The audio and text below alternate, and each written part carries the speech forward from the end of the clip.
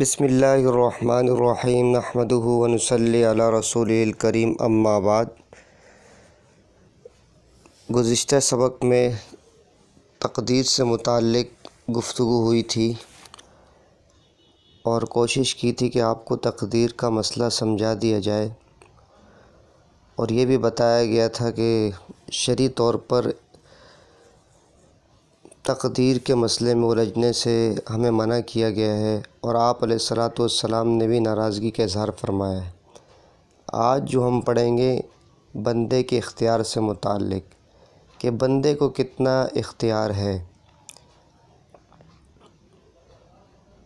یہ بات یاد رکھیں کہ اس عنوان کے قائم کرنے کی وجہ یہ ہے کہ دو گمراہ فرقے گزرے ہیں، جن میں سے ایک جبریہ تھا جس کا بانی جہم بن صفوان تھا۔ اس کا نظریہ یہ تھا کہ انسان مجبور محض ہے، یعنی انسان کی حیثیت ایسی ہے جیسا کہ چابی والا کھلونا ہوتا ہے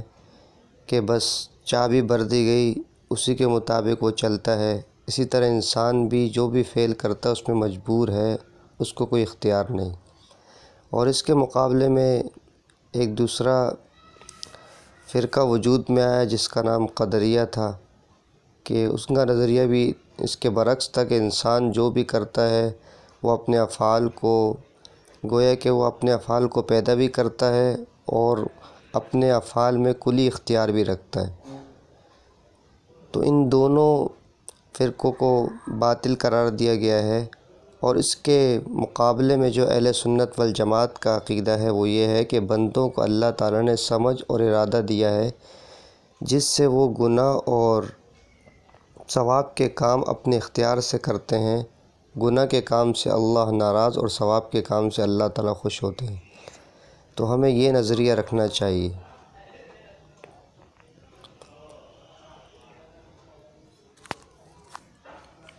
قرآن مجید میں بھی اللہ تعالیٰ نے اس بات کو بیان کیا ہے کہ فمن شاء فلیؤمن ومن شاء فلیکفر، یعنی سورہ کہف کے اندر جو آیت ہے فمن شاء فلیؤمن ومن شاء فلیکفر، تو یہی ہے کہ بندے کو اللہ تعالیٰ نے سمجھ و ارادہ دیا ہے، وہ اس ارادے اور سمجھ کو استعمال کر کے اگر اسلام لائے گا تو عند اللہ، اور اللہ کے ہاں اس کو جنت اور انعامات سے نوازا جائے گا، اور اگر وہ کفر اختیار کرے گا تو پھر اس کو عذاب اور جہنم میں داخل کیا جائے گا۔ اس کے بعد اگلا عقیدہ ہے کہ شریعت کے احکام سے متعلق ہمیں معلوم ہونا چاہیے کہ شریعت اعتبار سے اللہ تعالیٰ نے انسانوں کو ایسے احکام کا مکلف نہیں بنایا جو انسان کی طاقت سے زیادہ ہوں۔ چنانچہ اسی بات کو بیان کی کہ اللہ تعالیٰ نے بندے کو کسی ایسے کام کا حکم نہیں دیا جو بندوں سے نہ ہو سکے۔ سورہ بقرہ کے آخری رکوع میں بھی اللہ رب العزت فرماتے ہیں لا یکلف اللہ نفسا الا وسعہا، کہ اللہ تعالیٰ کسی کو بھی اس کی طاقت سے زیادہ کام کا حکم نہیں دیتے، جتنی اس کی طاقت ہے اسی کے مطابق اللہ پاک احکام صادر فرماتے ہیں۔ چنانچہ اگر آپ نماز کے احکام دیکھیں کہ جب بندہ بالکل بیڈ پر لیٹ جائے اور اشارے سے بھی نماز نہ پڑھ سکے تو پھر اس حالت میں نماز چھوڑنے کی گنجائش دی گئی ہے۔ اسی طرح عورتوں کو مخصوص ایام کے اندر بھی شرعی اعتبار سے نماز چھوڑنے کی اجازت ہے۔ تو اس طرح اللہ تعالیٰ نے طاقت سے زیادہ کسی کو مکلف نہیں بنایا کہ اس کی طاقت سے زیادہ اس پر بوجھ ڈال دیا جائے۔ حضرت علی رضی اللہ تعالیٰ عنہ سے پوچھا گیا تھا کہ انسان کتنا اس کے اپنے پر اس کو اختیار دیا گیا، تو انہوں نے سمجھانے کے لیے بتایا کہ آدمی کو کہا سامنے جس نے سوال کیا تھا کہ اپنی ایک ٹانگ کو اٹھاؤ، تو اس نے اٹھایا، اور کہا کہ اب دوسری اٹھاؤ، تو اس نے کہا یہ نہیں اٹھا سکتا۔ تو علی رضی اللہ تعالیٰ عنہ نے یہی فرمایا کہ بس آدمی جتنے اس کی طاقت میں ہے وہ اتنا ہی مکلف ہے، اس سے زیادہ اس سے پوچھ گچھ نہیں ہوگی۔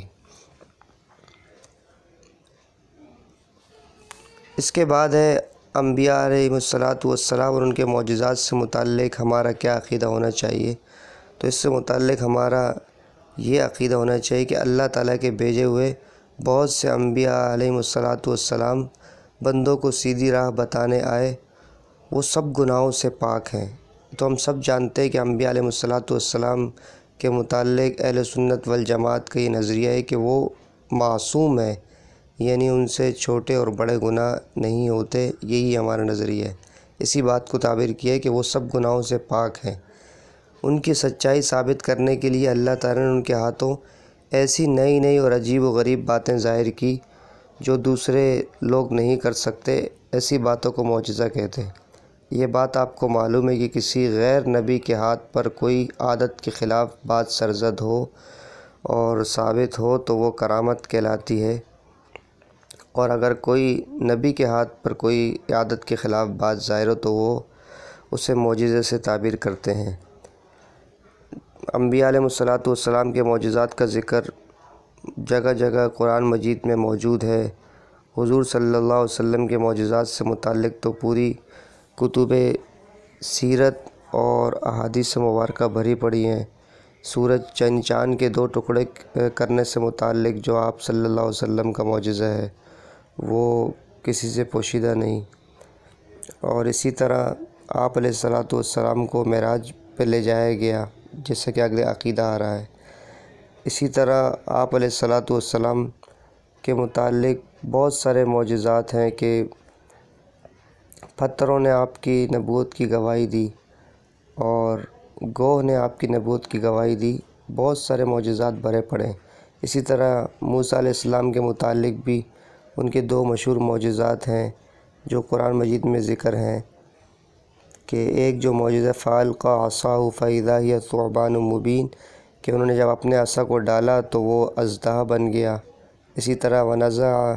يَدَهُ فَإِذَا هِيَ بَيْضَاءُ لِلنَّاظِرِينَ، کہ وہ جب اپنے ہاتھ کو نکالا تو سفید چمکدار بن کے نکلا۔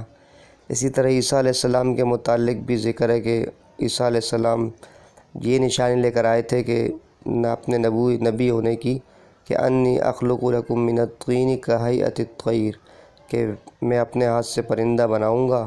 فانفخ پھر اس کے بعد اس میں وہ اپنے منہ سے پھونک ماریں گے، پھر فیکون طیرا باذن اللہ، تو اللہ کے حکم سے وہ پرندہ بن جائے گا۔ تو اس طرح مختلف انبیاء علیہ السلام کے معجزات سے متعلق قرآن مجید کے اندر موجود ہے، تو اس لیے ہمیں اس بات کو ماننا ہے کہ انبیاء علیہ السلام وہ بندوں کو سیدھی راہ بتانے آئے تھے اور سب گناہوں سے پاک ہیں، اور ان کی سچائی کو ثابت کرنے کے لیے اللہ تعالیٰ نے ان کے ہاتھوں نئی عجیب و غریب باتیں ظاہر کی جو دوسرے لوگ نہیں کر سکتے۔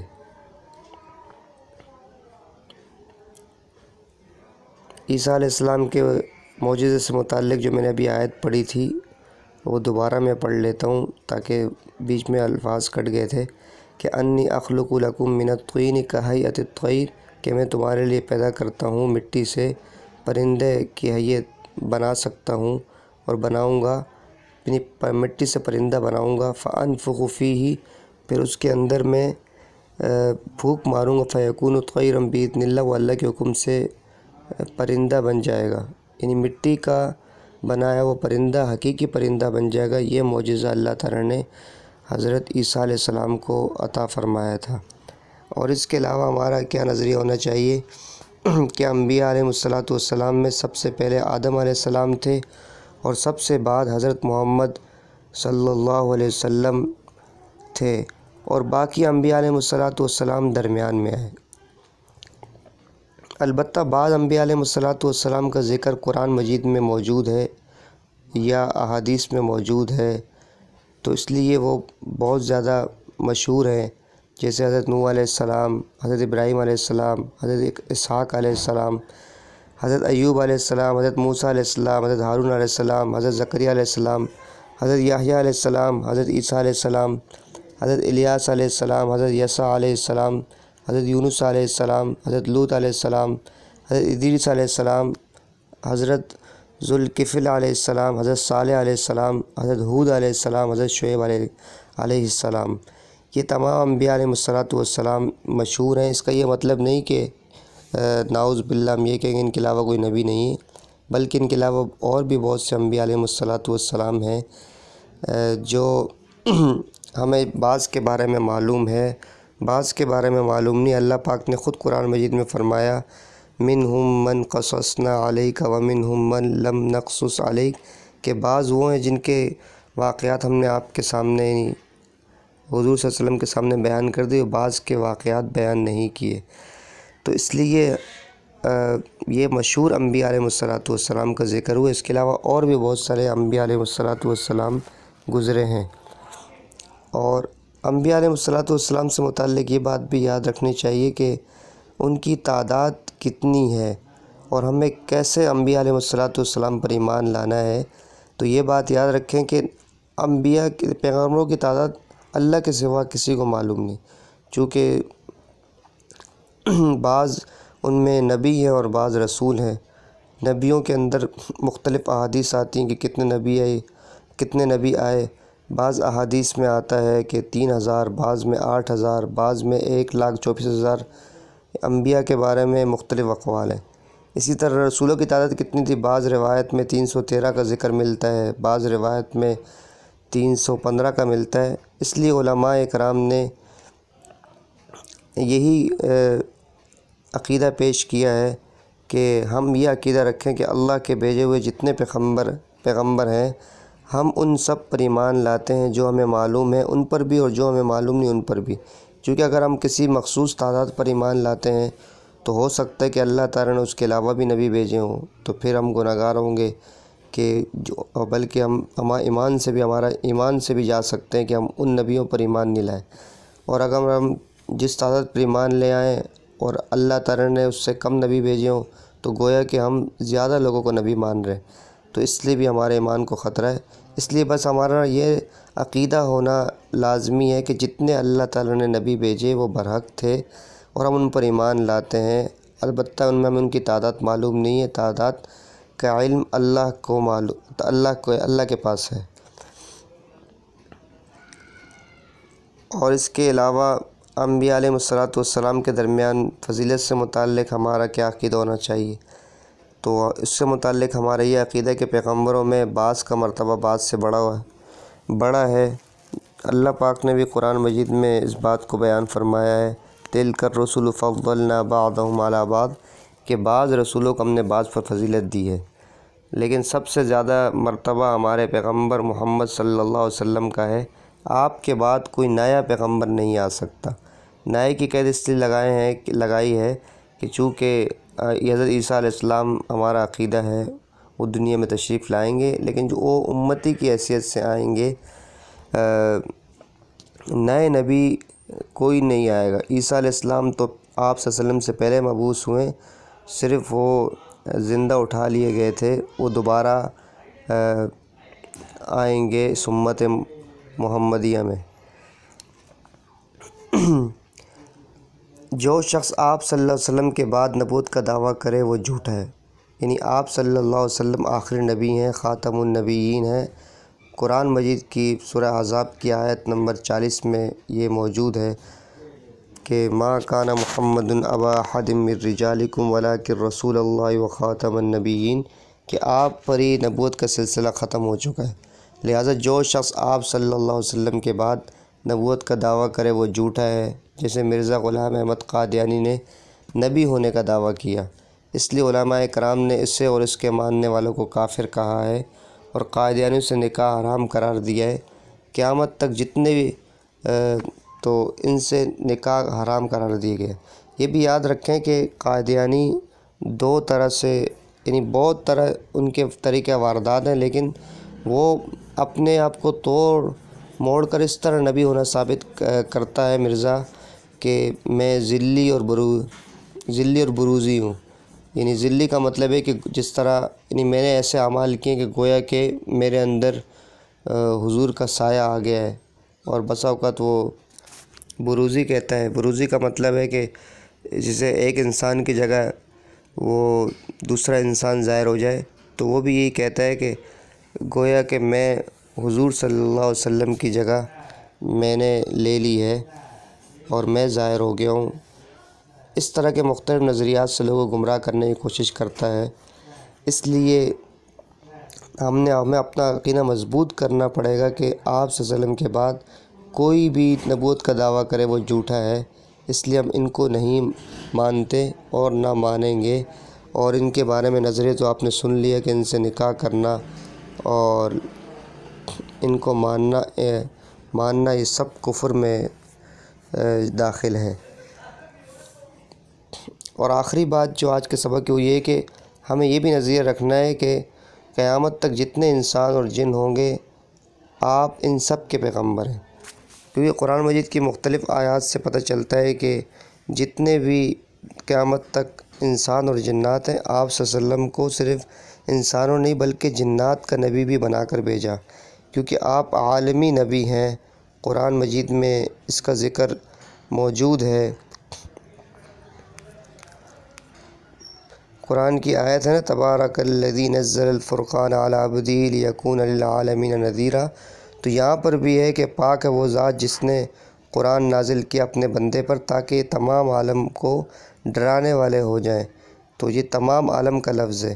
اسی طرح ایک سورہ احقاف کے اندر آیت ہے وَإِذْ صَرَفْنَا إِلَيْكَ نَفَرًا مِّنَ الْجِنِّ يَسْتَمِعُونَ الْقُرْآنَ، کہ جب ہم نے آپ کی طرف ایک جماعت متوجہ کی